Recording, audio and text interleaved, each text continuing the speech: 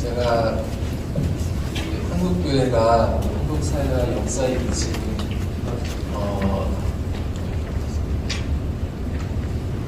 너무나 긍정적인 면들이 많이 있는데요.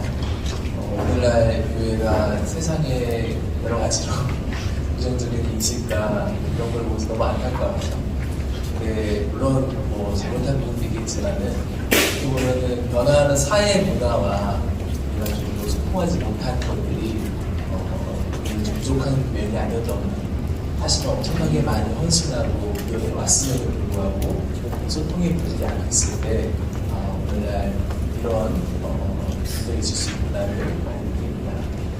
그런 맥락에서 오늘 이렇게 수업이 기울된 거라고 생각하고요. 저는 이 다음 세대와의 소통을 위해서 제가 주목하고자 하는 것은 바로 오늘 너무나 뜨거운 핫한 주제인 방탄소년단 BTS입니다. 잘 아시다시피 BTS는 현재 한국만이 아니라 전 세계의 청소년 청년들에게 각감을 갖고 있는 그런 세계적인 문화 현상으로 지금 퍼져가고 있는데요. 그야말로 21세기의 물질주다 이렇게까지 평가를 받고 있습니다. 저는 이런 BTS 현상을 오늘날 청소년의 마음, 청소년의 문화를 보여주는 대표적인 청소년 문화 현상으로서 다루려고 합니다. 프로 원고를 보시면 방탄소년단 현상과 한국교회의 미래라는 제목의 제 글이 있습니다. 이 글에서 제가 시도하려 한 것은 크게 두 가지입니다. 첫째로 BTS 현상에 반영되어 있는 오늘날 청소년의 문화를 이해해보고 바로 그 청소년 문화에 비추어서 오늘날 우리 한국교회 문화를 간섭해보는 것입니다. 또 둘째로 BTS 현상에 나타나는 청소년 문화, 청소년의 언어와 감성과 논리로 기독교의 핵심 진리를 한번 얘기해보고 소통해보는 것입니다. 시간 관계상 구체적인 내용은 제 글을 참고해 주시고요. 이 시간에는 핵심적인 사항들을 간추려서 이야기하도록 하겠습니다. BTS 현상에는 오늘날 청소년 문화를 보여주는 크게 세 가지의 문화 코드가 나타납니다. 첫 번째 문화 코드는 바로 자기 성장의 이야기입니다. BTS는 다른 아이돌 그룹과 다르게 멤버들이 직접 작사, 작곡하면서 자신들의 자전적인 이야기를, 성장의 이야기를 노래나 감정 콘텐츠로 표현해 왔습니다. 제 글에서는 BTS의 대표적인 노래 가사들을 분석해 두었는데요. 결과적으로 BTS의 자기 성장의 이야기에는 세 가지의 가치의 구조가 나타납니다. 첫 번째 가치의 구조는 바로 세계보다 자아입니다. 자, 이렇게 이름을 적어서 모모보다 모모를 이름을 적어봤습니다. 세계보다 자아, 즉 객관적인 세계보다는 나만의 우주, 나만의 세계, 자아를 소중히 여기는 것입니다. 세계보다 자아라는 가치 구조는 이제 두 번째 가치 구조, 성공보다 행복이라는 가치 구조로 연결됩니다. 객관적 세계에서 자기의 존재 가치를 증명하는 것은 뭐겠습니까? 결국 물량적인 성공일 수밖에 없습니다. 객관적 세계 안에서 자기 존재 가치를 증명하는 것은. 그러나 나만의 자아의 세계에서 가장 중요한 것은 어떤 물량적인 성공이 아니라 내가 느끼는 지적 만족입니다. 행복입니다. BTS의 자기 성장의 이야기에 나타나는 마지막 세 번째 가치 구조는 타자와의 관계보다 자기 사랑이라고 이루어질 수 있습니다. 객관적 세계에서 물량적 성공을 이루기 위해서는 타자와 어떻게 관계하는지가 중요합니다. 그러나 자아의 세계에서 자기만의 행복을 누리기 위해서 가장 중요한 것은 결국 나 자신을 내가 사랑할 수 있는 것, 나 자신을 내가 용납할 수 있는 것, 자기 사랑이 가장 중요한 과제가 되는 것입니다. 결과적으로 BTS의 자기 성장의 이야기란 객관적 세계에서의 물량적 성공이 아닌 자아의 세계에서의 자기만의 행복을 추구하며 이것을 위해서 자기를 진정으로 사랑하는 것을 배워가는 이야기입니다. 그게 BTS의 콘텐츠, BTS 세계관의 핵심입니다. 바로 이것이 BTS가 대변하며 반영하고 있는 오늘날 청소년의 마음이고 문화라고 생각합니다. 자, 이제 이 같은 청소년 문화, 청소년의 마음에 비추어서 오늘날 한국 교회가 생산하고 있는 설교 및 각종 콘텐츠를 한번 반성해 보았으면 좋겠습니다. 제가 이해하기로는 전통적으로 한국 교회의 설교 및 콘텐츠의 주 내용은 거칠게 말해서 영적 또는 물적 복에 대한 약속에 관한 것입니다. 또한 그 약속을 성취해내는 방법이나 영적 원리에 관한 것입니다. 그리고 이런 것을 성취해낸 믿음의 영웅들의 아주 기가 막힌 신화 성공신화 이런 것들이 물론 다는 아니지만 주류의 설교 및 콘텐츠의 내용이라고 전통적으로 그려왔다고 생각합니다. 오늘날 청소년은 자아의 세계에 집중하며 행복을 위해 자기를 진정 사랑하게 되는 자기 성장의 길에 이야기에 깊이 공감하며 목말라 있습니다. 그러나 교회가 전하는 메시지는 보편적 영적 세계 안에 어떻게 자기를 확장시키고 성공시켜서 타자에게 객관적 세계 안에서 선한 영향력을 끼칠 것인가, 이것에 집중하고 있는 것 같습니다. 이런 메시지가 여러분 절대 틀린 게 아닙니다. 나쁜 게 아닙니다. 다만 이것이 오늘의 청소년 문화와 다른 측면이 있다는 것을 우리가 인식할 필요가 있습니다. 이것은 우리가 반성해 볼 필요가 있다는 것입니다. BTS 현상의 두 번째 문화 코드는요, 바로 신자유주의적 세계화라는 사회 배경입니다. 갑자기 경제용어가 나와서 신자유주의 세계화란 쉽게 말해 경제를 중심으로 모든 분야를 시장 경제에 맡기자는 것이죠. 몇십 년간 전 세계의 질서를 지배해왔던 신자유주의 세계화의 폐해는 크게 두 가지라고 얘기됩니다. 극심한 무한 경쟁과 그 가운데서 일어나는 구조적 양극화의 문제입니다.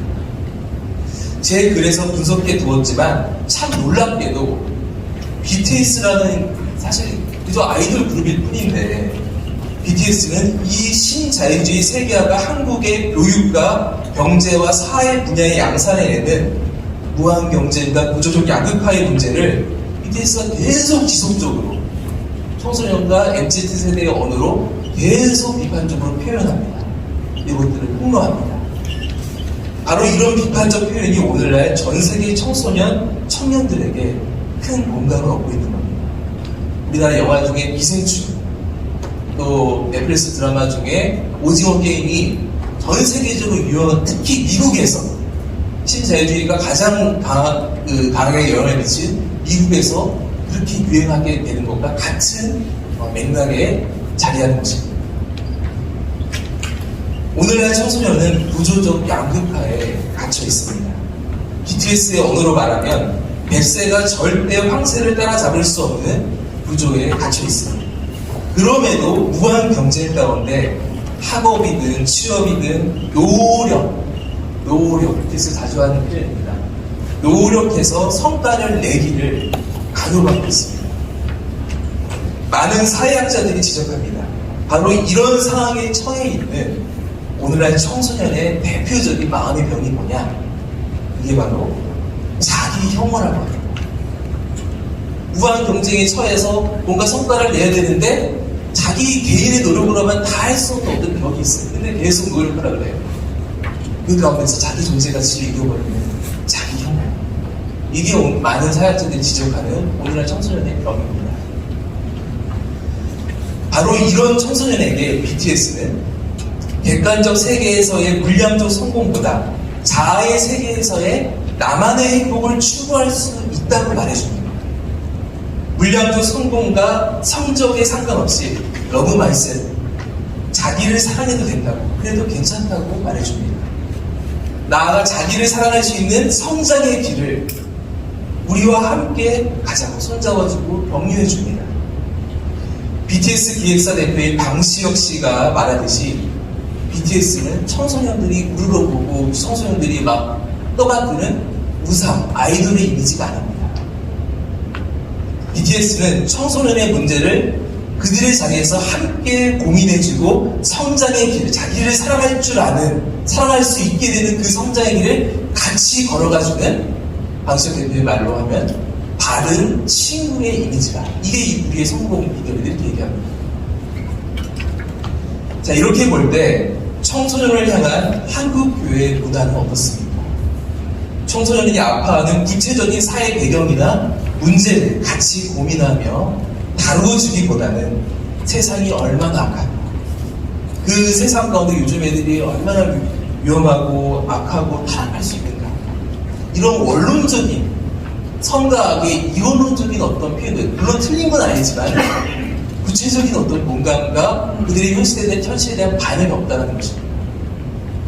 오늘날 청소년이 처한 구체적인 현실에 대한 고민과 공감 없이 그저 믿음이면 다 된다는 식의 그런 식의 표현들은, 물론 저도 나쁜 게 아니라고 생각하지만 이런 식의 표현들은 그저 노력하면 된다고 말하는 꼰대의 말처럼 들릴 수 있다는 우리가 반성해 볼 필요가 있습니다.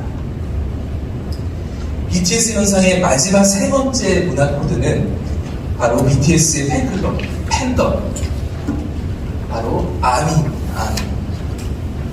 제가 그래서 아미의 특성을 몇 가지로 분석해 두었는데요. BTS의 세계관에 동의하며 기존 사회 질서에 저항한다는 점, 그리고 디지털 네트워크로 소통한다는 점, 자기들끼리만이 아니라 BTS 멤버들과도 주체적, 민주적, 수평의 상호 관계를 갖는다는, 어떨 때는 BTS 멤버를 비판하기 때문에 그래서 시정을 합니다. 절대 일방적인 관계가 아닙니다. BTS의 콘텐츠를 스스로 번역하고 재생산해서 전 세계에 전파시킨다는 점, 어떤 혐오, 차별, 배제 없이 어떤 문화권과도 소통하며 문화적 혼종성을 이룬다는 점, 그리고 조직적으로 세력화되어 평화나 흑인 인권이나 사회적 이슈에 대해서 선한 영향력을 의도적으로 끼친다는 점. 현재 사회학 문화학계에서는 아미를 단순히 팬클럽으로 보지 않습니다. 아미는 오늘날 4차 산업혁명 시대, 코로나 시대에 MZ세대의 대안적 공동체의 어떤 발음이다, 이렇게 평가받고 있습니다. 실제로 이 아미를 이루고 있는 다수가 바로 Z세대 청소년입니다. 이런 멋진 대안적 공동체를 이루며 경험하고 있는 요즘 청소년의 눈에 교회라는 공동체가 어떻게 보일까요? 한국교회의 아직도 일부 권위적이고 일방적인 관계 방식, 타자와 다른 것에 대한 지나친 보수성과 배타성, 떨어진 사회적 신뢰도와 이뤄가고 있는 선한 영향. 물론 코로나 시대를 거치면서 우리 한국교회도 이 디지털 네트워크를 사용하는 법에 있어서 아주 진전된 면이 있긴 합니다. 한국교회는 오늘날 청소년에게 교회에 참 생명이 있음을 당연히 증거해야 합니다. 그러나 또한 교회도 아미만큼, 너희들이 그렇게 활동하고 그렇게 자랑스러워하는 아미만큼 교회도 대안적 공동체로서의 기본적인 면모를 갖추고 있음도 이제 보여줘야 됩니다. 21세기 대안적 생명 공동체가 되어야 할 한국 교회에게 이 아미라는 공동체는 강력한 도전이에요. 물론 우리에게 생명이 있죠. 영생이 있죠. 하지만 그들이 이 4차 산업혁명 시대 21세기 보이고 있는 이 기본적인 긍정적인 이 특성조차 우리가 갖지 못한다면은 대안적 21세기 대안적 공동체로서의 우리의 발언권과 우리의 어떤 정당성은 흔들리게 될 것입니다. 자, 여기까지 BTS 현상이 보여주는 청소년 문화 세 가지를 보았고 그 문화에 비추어서 한국교회 문화를 한번 반성해 보았습니다. 그 다음으로 할 일은 청소년 문화로, 즉 청소년의 논리와 언어와 감성으로 기독교의 핵심 진리를 이해하며 이야기해 보는 것입니다. 제 글을 보시면 바른 친구의 이미지를 가진 BTS의 자기 성장의 이야기를 우리의 친구, 형제 되시는 예수 그리스도의 십자가와 부활의 이야기와 연결시켜서 얘기했고요. 신자유주의 세계화라는 문제는 예수님이 보여주신 선포하신 하나님 나라와 연결해서 얘기했고요. 암이라는 대안적 공동체는 신약 성경에 나타나는 초대교회 공동체와 연결시켜 논의했습니다. 물론 처음에는 서로의 공통적 연결점을 근거로 이야기를 풀어가지만 결과적으로는 왜 예수 그리스도가, 왜 하나님 나라가, 왜 교회가 진리인지를 변증하는 방식으로 이야기를 풀어갔습니다. 구체적인 내용들은 제 글을 참고해 주시면 좋겠습니다. 1960년대에 전 세계 청소년들을 사로잡았던 그룹 비틀즈의 리더 존 레논은요, 한 인터뷰에서 이렇게 말했습니다. 지금은 예수보다 비틀즈가 더 유명하다. 어쩌면 록 음악이 기독교보다 더 오래 갈지도 모른다. 이런 불경스러운 발언을 했다가 그 당시에 기독교 보수 사회에 섰던 교회에게 엄청난 비난을 받게 되었죠. 물론 이 발언은 말도 안 되지만 이 발언 다음에 존 레논이 한 말은 우리가 한번 새겨들을 만합니다. 존 레논은 이렇게 말했습니다. 예수님은 올바른 분이었지만 예수님의 제자들이 기독교를 왜곡시키고 파괴했기 때문에 그래서 지금 기독교가 위기이고 그래서 지금 비틀즈보다도 유명하지 못한 거다. 이런 취지로 얘기했습니다. 오늘날 청소년은 21세기의 비틀즈, BTS를 그렇게도 사랑하며 자기 성장의 길을 BTS와 함께 가려고 합니다. 심지어는 BTS 때문에 구원받았다고, 전 세계의 청소년들이 자기 구원받았다는 단지 I'm saved라고 얘기하는 그런 영상들이 흔하게 퍼져 있습니다. 그런데 정작 예수님과 기독교 교회와는 더욱더 멀어져 가고 있는 것 같습니다. 예수님이 문제일까요? 아니면 예수님을 바르게 따르지 못하고 새롭게 일어나고 있는 다음 세대와 효과적으로 소통하지 못하고 있는 우리 교회의 문제일까요? 우리는 오늘날 청소년을 판단하기 전에 먼저 사랑의 마음으로 이 세대를 이해해 보려 할 필요가 있습니다. 이 세대는 성공보다는 진정 자기를 사랑할 수 있게 해주는 자기 성장의 길이 무엇인가 그것을 찾아 헤매고 있습니다. 그래서 그게 BTS한테 있나 하면서 찾아 헤매고 있는 겁니다. 이 세대는 무한 경쟁과 구조적 양극화 속에서 노력하라고 훈계하는 꼰대들한테 아주 질색을 하는 세대입니다. 근데 우리가 꼰대 같은 말을 할 때가 너무 많이 있습니다. 이 세대는 아미와 같은 디지털 기반의 대안적 공동체를 이룰 만큼 아주 영리합니다. 앞으로 하나님 나라를 향해서 무한한 잠재력을 갖고 있습니다. 제가 제 글과 이 강연을 통해 조금이나마 시도해 보았듯이 오늘날 한국교회가 겸손히 청소년의 문화를 이해해보고 청소년의 문화에 비추어서 우리 교회, 나 자신을 반성해보고 청소년의 문화로 그들과 즐거이 소통할 수 있기를 소망합니다. 하나님 나라를 위한 한국교회의 미래가 앞으로 더욱더 바르고 풍성해지기를 기원하며 부족한 강연을 마치도록 하겠습니다.